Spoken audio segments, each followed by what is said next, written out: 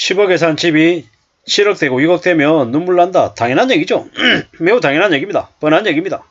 아무리 실거주 목적이고 1가구 1택자가 되는 거다 하더라도 꼭지에 사면 안 된다. 낮은 가격에 사야 된다. 싸게 사야 된다는 말씀을 이제 드리고 싶은 겁니다. 당연한 얘기죠. 지금 2023년인데요. 2023년 지금 필요하냐? 내가 꼭 지금 무조건 사야 되냐? 좀 따져볼 필요가 있죠. 금리가 지금 현재 여전히 불안한 상태이고 하반기에 금리가 더 오를 수 있고 2024년에 또 오를 수가 있는 상황이 지금이다라고 보는 거죠. 그러면 언제 사는 게 좋겠습니까? 지금 말고 부동산 관련해서 거품들이 좀 많이 정리가 된 이후에 그 이후에 사도 충분히 괜찮겠다라는 겁니다. 천천히 사는 게 낫겠다라는 말씀을 좀 드리고 싶고요. 절대로 자기의 분수보다 더 심하면 아예 쳐다보지도 말아야 됩니다. 최근에 전세사기가 되게 많았잖아요. 전세사기를 보면서 무슨 생각이 들었습니까? 아, 전세 함부로 들어가면 안 되겠다 라는 생각 많이 들었을 겁니다. 좀 부담이 된다 하더라도 월세 사는 게 훨씬 더 안전하겠구나 라고 생각을 했을 겁니다. 뭐 많은 사람들이 그렇게 생각하죠. 앞으로는요, 전세 가격은 내려갈 가능성이 크다. 왜냐? 그동안의 전세가 너무 많이 올랐던 탓에 조정을 받는 거다라고 생각합니다. 집값도 마찬가지입니다. 집값도 문재인 정부 때 지난 5년 동안 너무 폐악질을 많이 해놔서 가격이 상상을 초월하는 엄청난 상황이죠. 지금요. 앞으로 어떻게 되겠습니까? 어떻게 봐야 되겠습니까? 꽤 어려운 상황이죠. 쉽지 않은 상황이죠. 그러면 두고 봐야죠. 기다려야죠. 원하는 때가 올 때까지 기다리는 게 낫겠다라는 겁니다. 그게 낫겠다라고 말씀을 드립니다. 좀 두고 볼 필요가 있죠. 지금은 무리하게 할 필요가 없겠다라는 겁니다. 차근차근 기다렸다가 또 기다렸다가 보는 게 낫겠다라는 겁니다. 살기가 쉽지 않다. 힘들다 어렵다. 얘기를 많이 하잖아요. 우리가 부동산을 사고 파는 건 살면서 몇 번 안 되는 아주 큰 결정입니다. 그렇기 때문에 그 결정을 너무 쉽게 해서는 안 된다는 말씀을 드리고 싶고요. 뭐 사고 팔고를 자주 반복해서 돈을 많이 벌 거다. 이런 생각은 좀 안 하는 게 좋습니다. 왜겠습니까? 사고 팔고 자주 하다 보면 무슨 일이 생깁니까?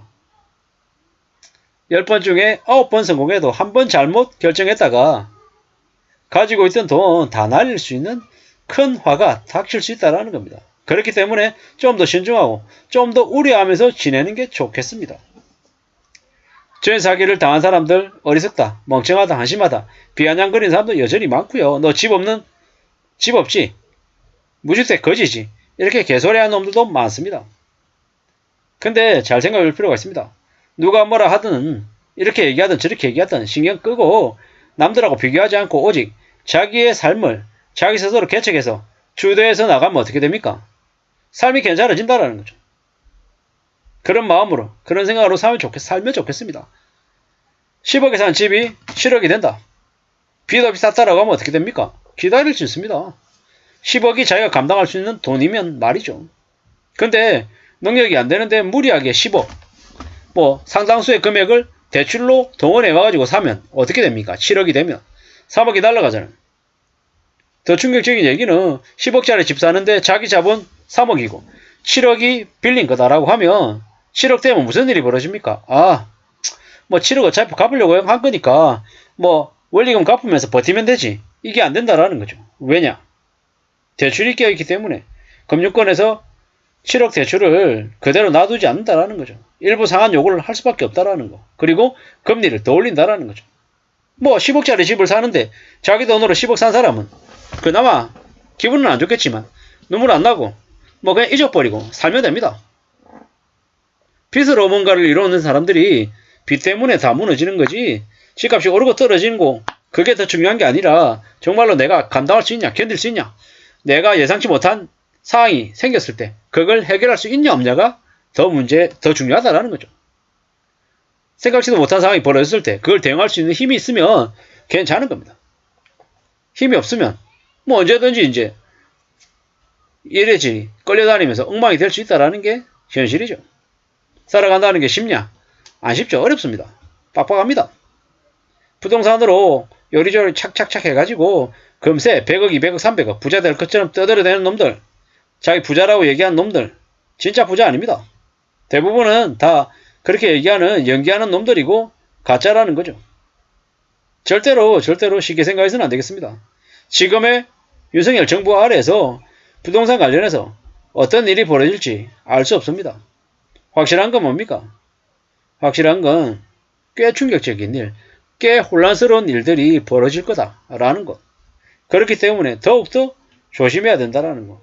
함부로 부동산을 빚내가지고 크게 살 생각을 해서는 안 된다. 적어도 언제? 적어도 지금은. 앞으로 몇 년간은 관망하고 두고 보고 지켜보는 게 제일 좋겠다라는 겁니다. 실거주 한 채는 괜찮다. 안 괜찮습니다. 무리하게 사면 그로 인한 대가는 누가 집니까? 각자 지는 거죠. 꽤 충격적인 일들이 계속 생길 것 같습니다. 그렇기 때문에 더 조심하면서 살아야 됩니다. 인도권의 아파트 10억이다. 근데 지금 7억이 됩니다. 연끌했다. 미친 거죠. 정신 나간 거죠. 앞으로 집값이 계속 떨어질 수밖에 없다. 철저한 건 뭐다? 2023년 지금이 누군가는 2011년하고 많이 닮았다. 2008년하고 많이 닮았다라고 얘기하더라고. 그러면 어떻게 됩니까? 앞으로 집값이 꽤 오랫동안 조정받고 내려가고 할 수밖에 없다라는 겁니다.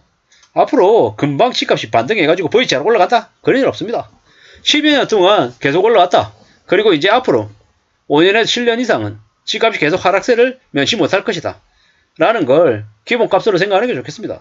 지금은 경제가 매우 어렵습니다. 많이 안 좋습니다. 함부로 부동산이나 주식에 관심 갖기보다는 실생활에 생활비를 잘 마련하고 그 안에서 잘 생활할 수 있게끔 우리의 일상생활 구조를 잘 갖춰놔야 될 것 같습니다.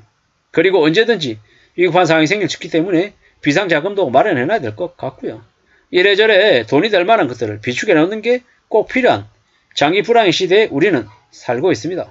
그렇기 때문에 함부로 욕심부리거나 함부로 기대해서는 안 되겠습니다. 좀 더 조심하고 좀 더 나은 자세로 차근차근 착실히 지내는 게 필요하다라는 겁니다. 함부로 잘 모르는 사람들하고 관계 맺어서도 안 되고 지하철에서 이상한 소리 지르는 놈 있으면 최대한 멀리 가고 피하고 입 다물어야 되는 거죠. 또라이들이 많은 시대, 많은 세상에 어떤 일이 어떻게 터져나올지 아무도 모릅니다.